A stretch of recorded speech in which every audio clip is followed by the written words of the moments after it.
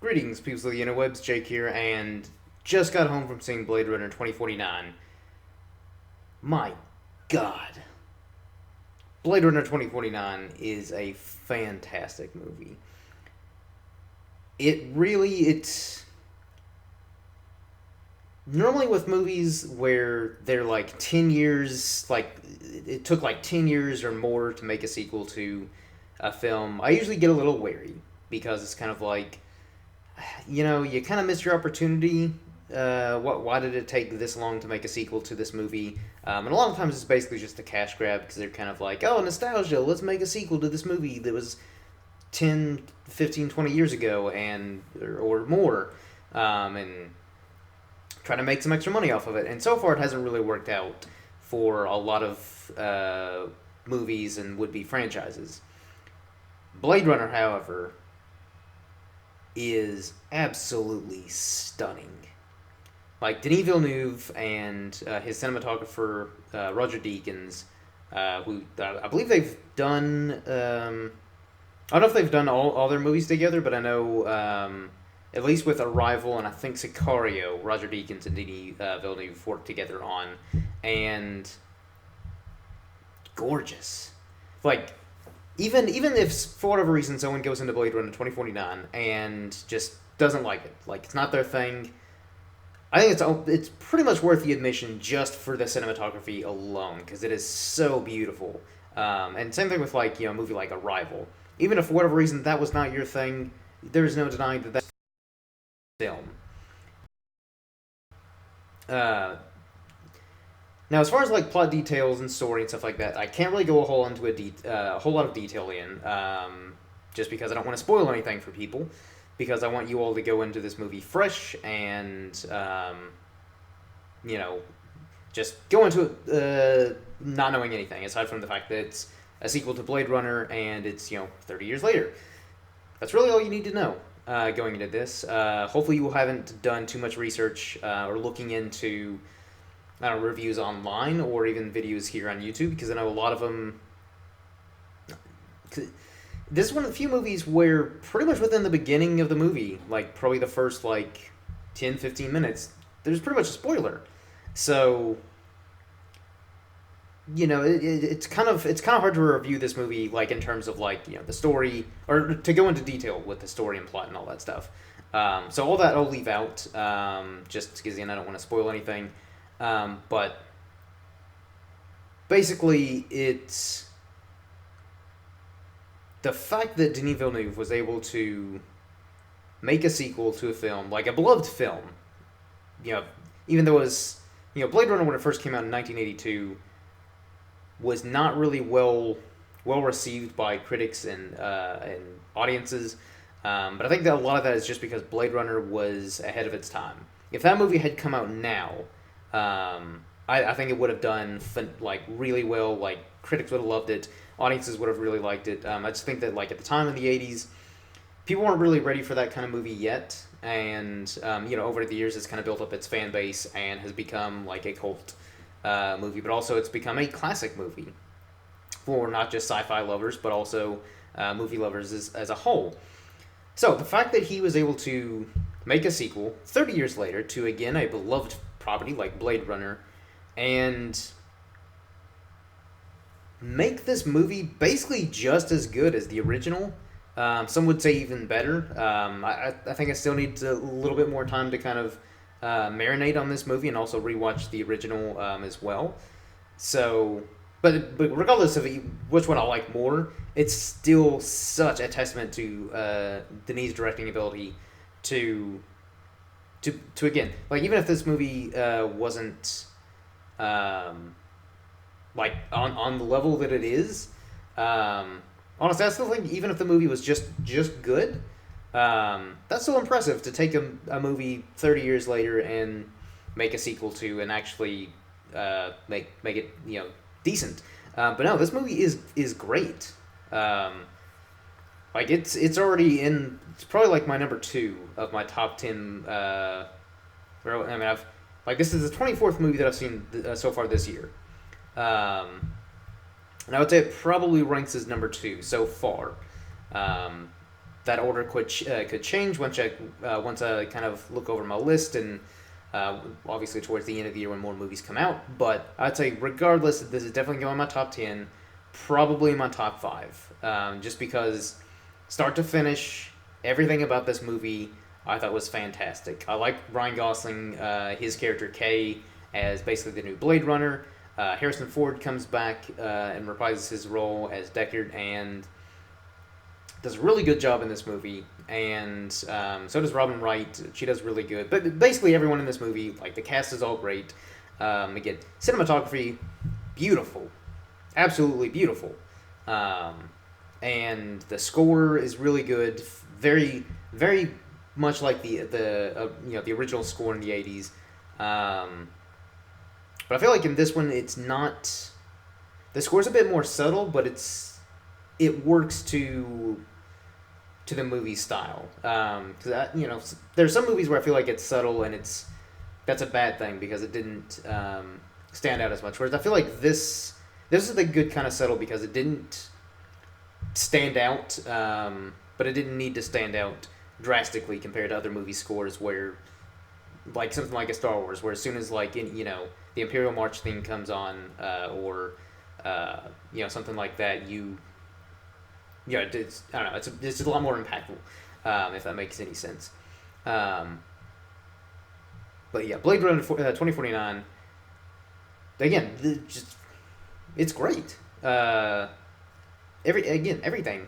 I really don't even have a whole lot of nitpicks. And if I did have any, it would just be things like Dave Bautista's character. Even though he wasn't really advertised or marketed all that heavily in the marketing campaign for this movie, I still kind of expected his character him to be in the movie a little bit more.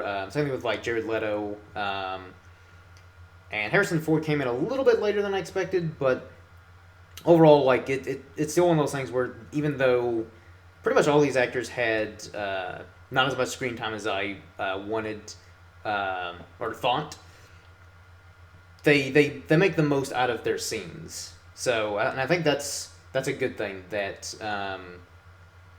when directors and actors can do that with limited screen time and limited dialogue, they can make the most of the scenes that they're in and make it really impactful. So, it's one of those things where even though I maybe would have liked more of those characters and to see more of those actors, again, the screen time that they did have and the dialogue that they did have, I think was very impactful.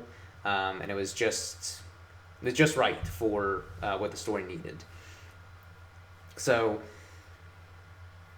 I don't know. Cause I think I'm going to go ahead and start wrapping this up because I feel like if I just keep going, I'm just going to ramble on about how much I like this movie and just, again, how gorgeous it is. So, some people have kind of been like, could I go see Blade Runner 2049 if I haven't seen the original? You could, and you might enjoy it, but I think it's just one of those things where watch the original, especially the final cut, just because that's pretty much the definitive edition, and then watch 2049. Just because if you haven't seen the original in any variation, 2049 just isn't gonna have.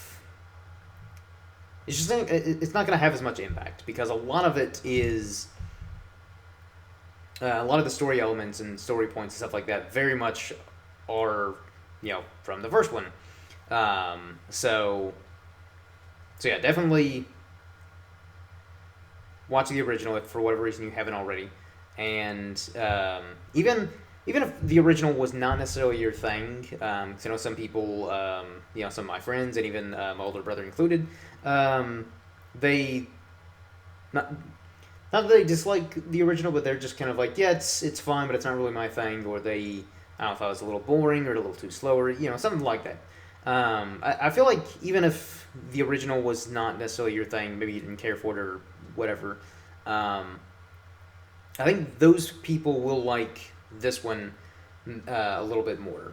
Although on the flip side though, it's a long movie.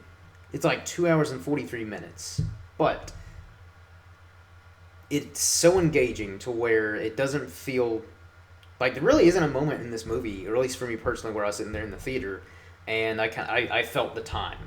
Like I was kind of like looking at my, uh, the time on my Fitbit or my cell phone, kind of be like, okay, let's wrap this up.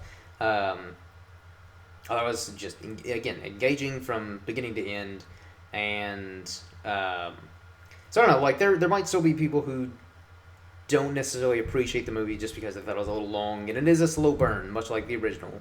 Um, and isn't there aren't a whole lot of action sequences in this film, but the ones that are, again, they look great. So I guess that'd kind of be my only I don't know, thing to kind of like forewarn people, especially if again they didn't care much for the original, or I don't know, maybe are a little wary to go into this one. That'd be the only thing that I'd forewarn people is don't expect like a high octane action movie or anything like that. This is very sci-fi, maybe a little bit more sci-fi than sci-fi noir like the original, um, but that's not really a bad thing at all. So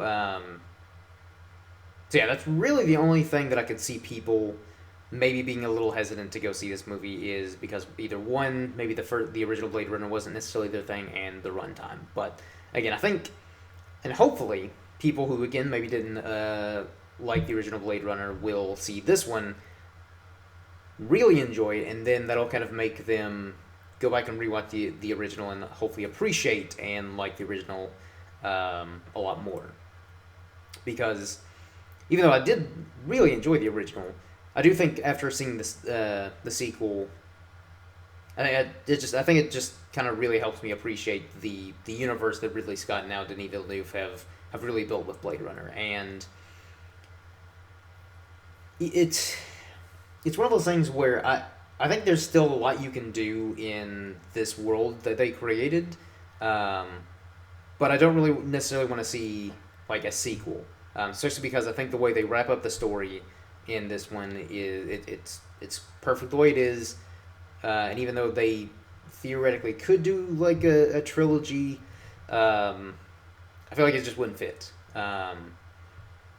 So I feel like if they did do any more movies or something like that in this franchise, I'd be cool with like a prequel, like maybe set in like early 2000s or the late 90s or something like that.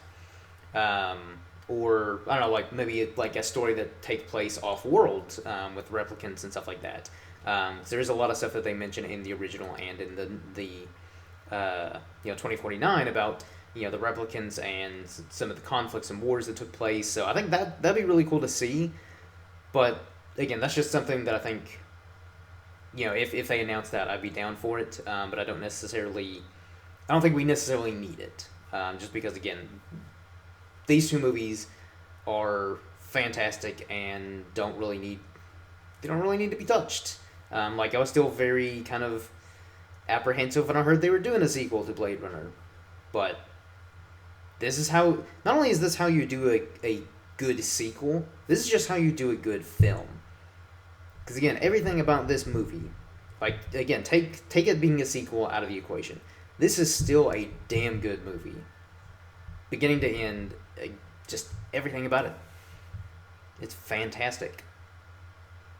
But anyways, just go ahead and start wrapping this up before I again further just ramble on about how much I enjoyed this movie.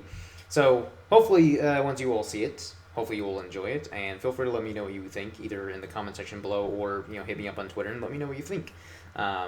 Which, speaking of, you can follow me on Twitter at IrishmanJake. You can check out the Facebook page on Paceypel Productions on Facebook. You can follow us on Twitter at Paceypel Pro, and I don't know.